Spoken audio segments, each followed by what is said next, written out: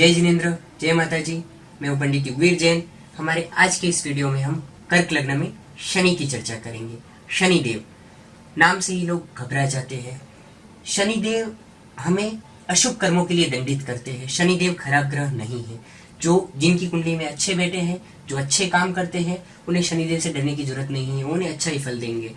इसी तरीके से शनिदेव अगर हमारी कुंडली में अच्छे स्थान पे बैठते हैं तो बहुत अच्छा फल मिलता है, और खराब स्थान पे खराब होते हैं तो खराब फल मिलता है। शनि बिगड़ते कब है? अगर हम किसी के साथ बुरा करते हैं, किसी के साथ हम विश्वासघात करते हैं, किसी को हम धोखा देते हैं, किसी का हम पैसा खा जाते हैं। ये सब चीजें हमें नहीं करनी चाहिए, नहीं तो आने वाले जीवन में हम दुखी होते हैं। हमारा बुढ़ापा दुखी होता है। वृद्धावस्था के कारक शनिदेव है। पोलियो का होना शनिदेव, अपाहिज बनाना शनिदेव का दंड है। इस तरीके जीवन में अत्यंत संघर्ष, जीवन में कठिन से कठिन संघर्ष, दुख, तकलीफें, पीड़ाएं, ये सब चीजें शनिदेव से आती है। लेकिन कब? अगर आपने बुरे कर्म किए हैं तो ही वो आपको दंडित करेंगे। और अगर कुंडली में पुराने जन्म के कर्म के कारण खराब शनि बैठे भी है तो भी अपने इस जन्म में अपने कर्मों को हमें सुधार लेना चाहिए। दारू से दूर रहना चाहिए, मांस से दूर रहना चाहिए, गलत व्यसनों से दूर रहना चाहिए, किसी का बुरा कभी करना नहीं चाहिए। ये सब चीजें अगर आप करेंगे तो आपकी कुंडली में आपको शनि अच्छा फल देंगे। अब हम बात करते हैं कर्क लग्न में। कर्क लग्न में शनि प्रबल मार्केश होते हैं, अशुभ ग्रह होते हैं। अष्टम मृत्यु का स्थान और सप्तम मारक स्थान, ये दोनों भाव उनको मिले हुए हैं, तो कर्क लग्न में शनि अशुभ फलदाता होते हैं। तो चलो अब हम देखते हैं 12 भावों में शनिदेव कैसा फल देंगे।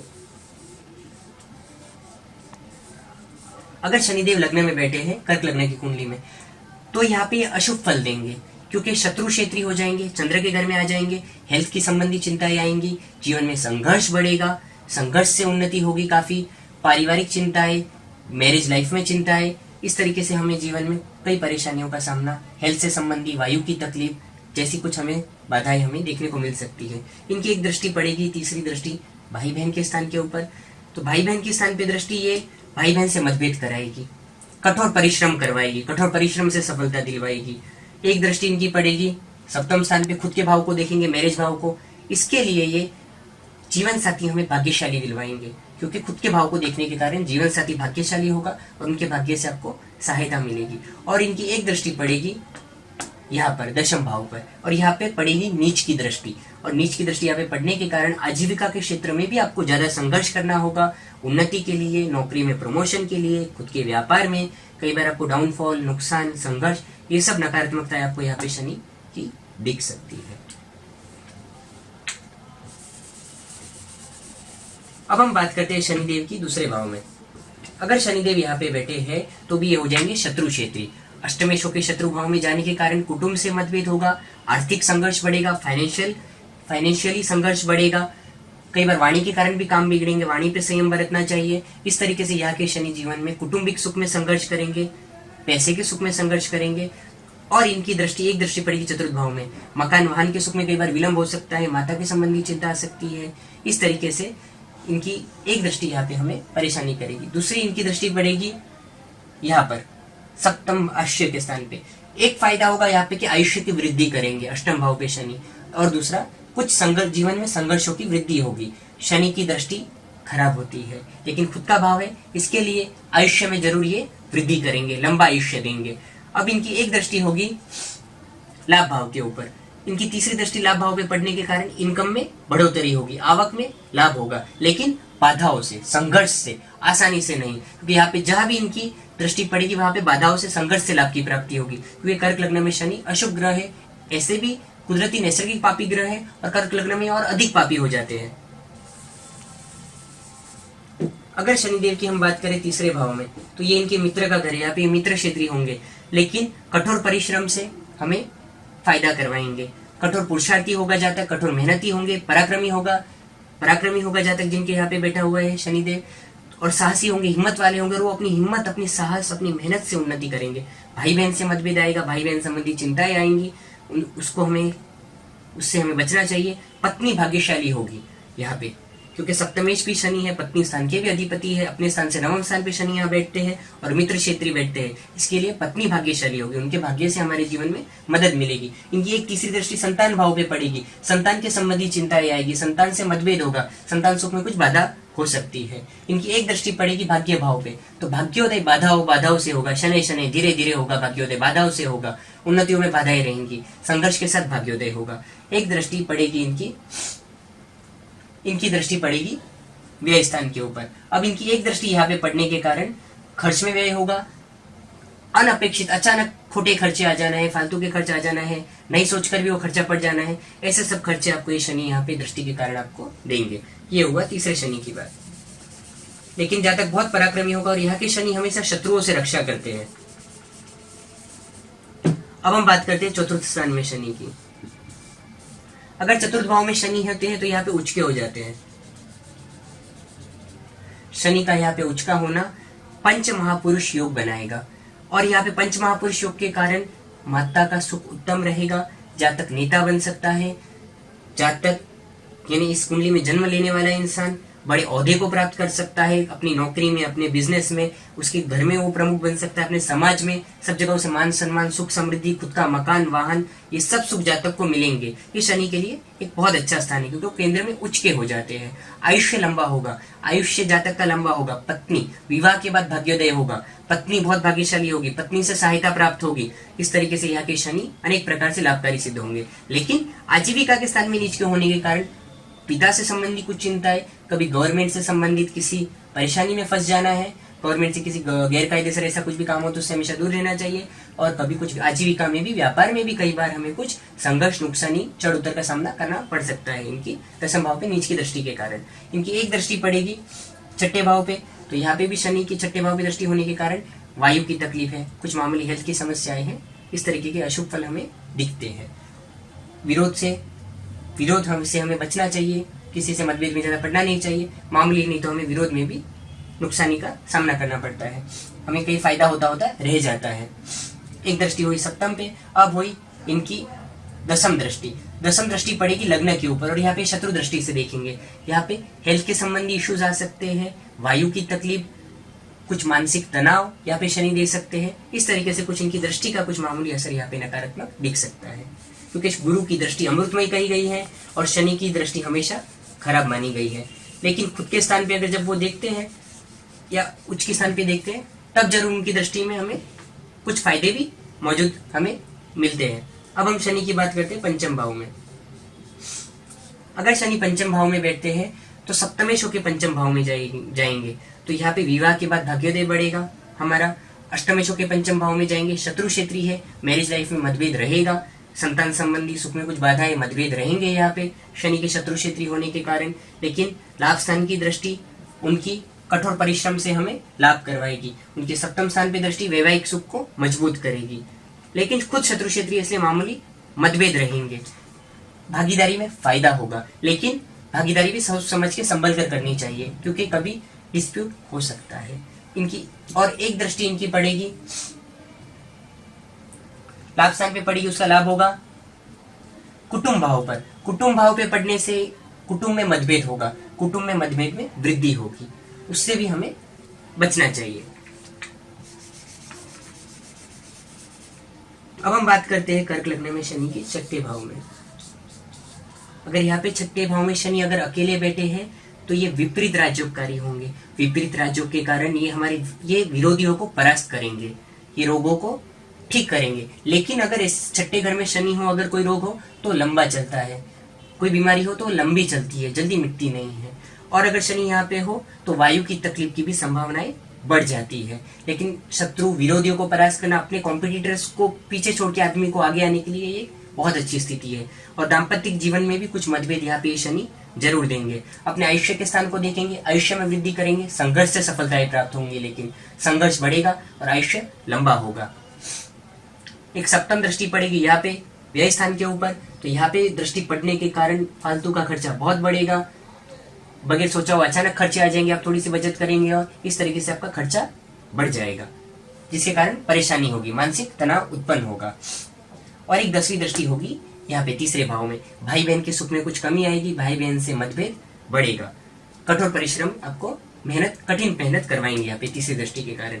ये हुआ शनि का फल।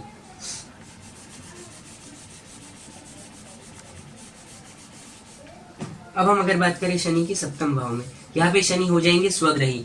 यहाँ पे शनि स्वग्रही होने के कारण पंच महापुरुष योग होगा, पंच महापुरुष योग का शश योग होगा।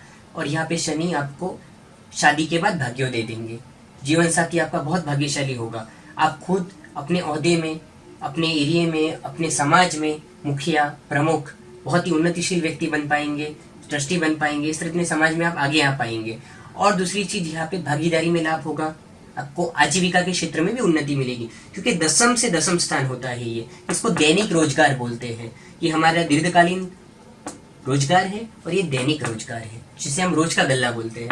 तो ये चीज उसमें भी ये बढ़ोतरी देंगे, फायदा देंगे, स्वग्रही होने के कारण उन्नति देंगे। और 36वें साल से आपको विशेष उन्नति मिलेगी इस पंच महापुरुष योग की।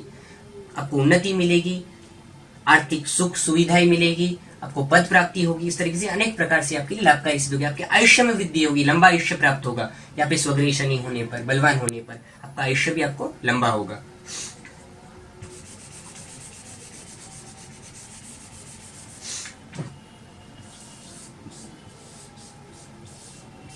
आठवें घर में शनि यहाँ पे स्वग्रही बन जाएंगे। यहाँ पे स्वग्रही शनि दीर्घ आयुष्य देंगे, आयुष्य बहुत लंबा होगा। 36वें साल के बाद यहाँ भी भाग्योदय होगा। 8वें शनि 36 साल तक थोड़ा संघर्ष बढ़ाते हैं, पर स्वग्रही है, इसके लिए आप काफी भाग्यशाली होंगे। आयुष्य काफी दीर्घ होगा, जिसे हम पूर्णायु बोलते हैं। आज के जमाने में 80 से 90 वर्ष की आयु को पूर्णायु कहा जाता है। तो इतना लंबा आयुष्य होगा, उन्नति होगी, गंभीरता होगी, गंभीर व्यक्तित्व के स्वामी होंगे आप। गूढ़ तत्वों, गूढ़ विषयों में आपकी रुचि होगी, एंटिक चीजों का आपके पास आपको शौक होगा। इस तरीके से आपके लिए शनि फायदे कारक भी सिद्ध होंगे, लेकिन कुछ संघर्ष से उन्नतियां मिलेगी, ये चीज जरूर है। और दूसरी चीज, यहाँ पे अब शनि की तीसरी दृष्टि पड़ेगी व्यापार स्थान पे, जो कि नीच की दृष्टि है। कुछ व्यापार में, आजीविका में संघर्ष से सफलताएं प्राप्त कर पाएंगे। 7वीं दृष्टि पड़ेगी कुटुंब भाव के ऊपर, तो यहाँ पे कुटुंब से मतभेद होगा, कुटुंब से मतभेद टालना चाहिए। और फिर एक 10वीं दृष्टि पड़ेगी इनकी पंचम भाव पे, संतान संबंधी चिंता, संतान से मतभेद जैसी कुछ हमें परेशानियां यहाँ पे देखने को मिल सकती है। शनि के उपाय करने से राहत होगी। अब हम बात करते हैं शनि की नवम भाव में। सप्तमें शनि नवम भाव में जाते हैं तो विवाह के बाद भाग्योदय होगा, पत्नी भाग्यशाली होगी, भागीदारी से भी लाभ होगा। अष्टमेश नवम भाव में त्रिकोण में गए, गुरु की शुभ राशि में, यहाँ पे समराशि हो गई गुरु की, तो आयुष्य में भी वृद्धि होगी। लेकिन अष्टमेश नवम भाव में जाएंगे तो काफी संघर्ष के बाद भाग्योदय होगा, और यहाँ भी 36 वर्ष के बाद ही आप विशेष उन्नति देख पाएंगे। इनकी एक दृष्टि होगी लाभ स्थान के ऊपर, कठोर परिश्रम से लाभ होगा। 7वीं दृष्टि होगी तीसरे भाव में, भाई बहन से मतभेद होगा, टालना चाहिए, कठोर मेहनत से लाभ होगा। और 10वीं दृष्टि होगी छठी रोग शत्रुओं के भाव पे, तो आरोग्य संबंधी भी कुछ वायु की तकलीफें, कुछ मामूली छोटी छोटी समस्या यहाँ पे आ सकती है।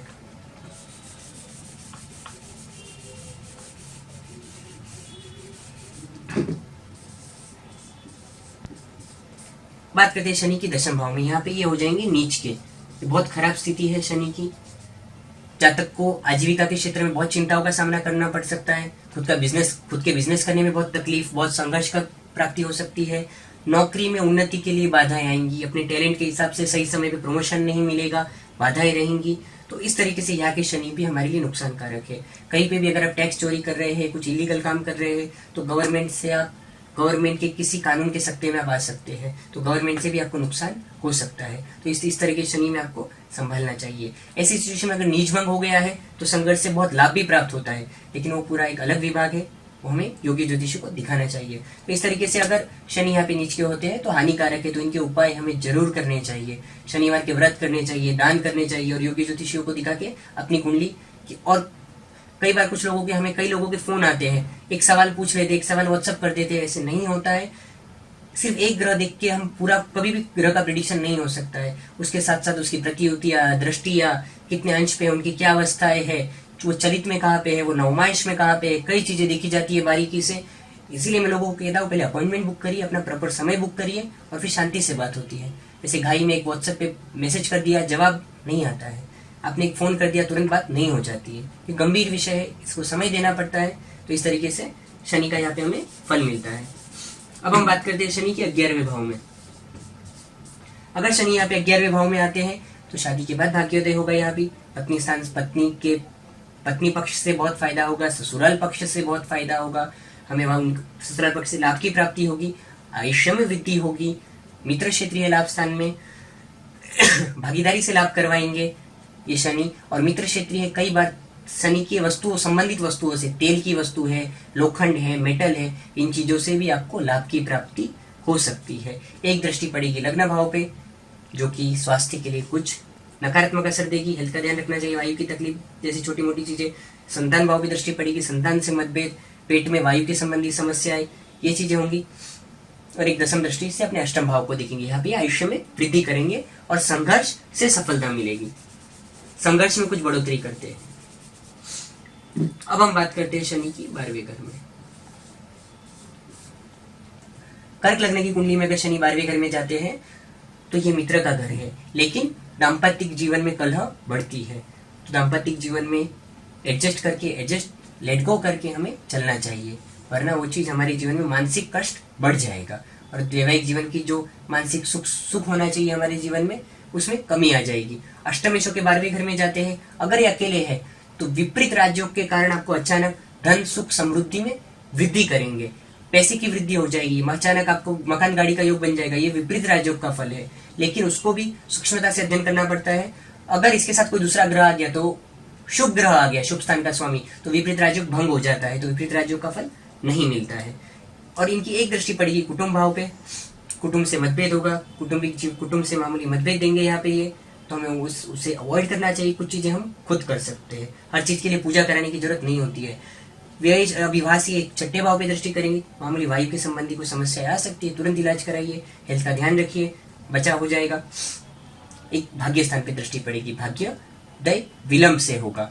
भाग्य पे दृष्टि हमारे भाग्योदय होने में विलंब लाएगी, विलंब से देरी से भाग्योदय होगा, संघर्ष से भाग्योदय होगा। ये हुआ शनि का 12 भाव में फल। कर्क लग्न में जनरली शनि अशुभ फलदाता होते हैं, इसलिए कहीं भी अशुभ भाव जो हमने बताए वहां पे शनि होते हैं अगर आपके, तो उनका उपाय करिए, जप तप दान रत्न प्रॉपर उनको दिखाइए। इस कर्क लग्न की कुंडली में कभी भी शनि का रत्न धारण नहीं करना, एक बात ध्यान में रखिए। कुछ ज्योतिषी करा देते हैं पर ये प्रबल मार्केश है, इससे घात अगर है आपकी कुंडली में तो प्रबल हो जाएगी और नुकसान होगा, तो इसके ये कुछ चीजों का ध्यान रखिए, तो आपको काफी फायदा होगा। ये हुआ कर्क लग्न की बात। हमारे अगले वीडियोस में हम अगले ग्रहों की चर्चा करेंगे, अगले लग्नों की चर्चा करेंगे। हमारे कार्यालय से कुंडली दिखाने के लिए आप कंसल्टेंसी चार्जेस पे करके अपॉइंटमेंट बुक करके हमसे बात कर सकते हैं। धन्यवाद।